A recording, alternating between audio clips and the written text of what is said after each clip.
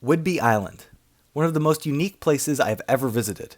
It is isolated, accessible by ferry from the south or an awe-inspiring Deception Pass bridge in the north.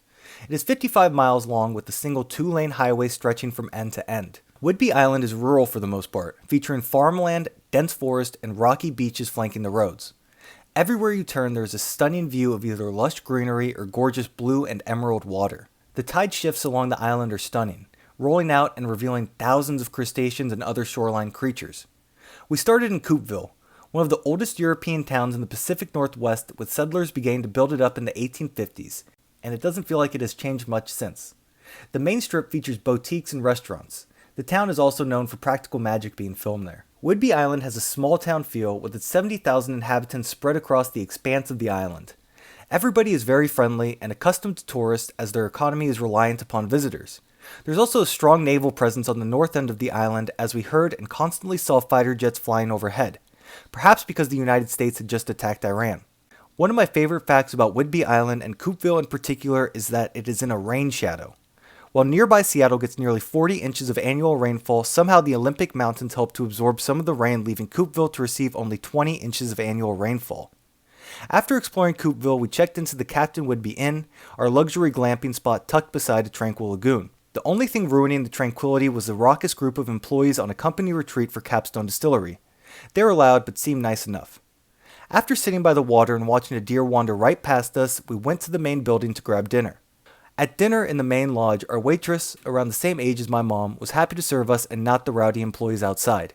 She, like many of the service employees on the island, was living out her dreams of retiring there. We spoke about the weather and she told us it was very mild compared to where she grew up in Ohio. Taylor said, "I'm from Ohio too."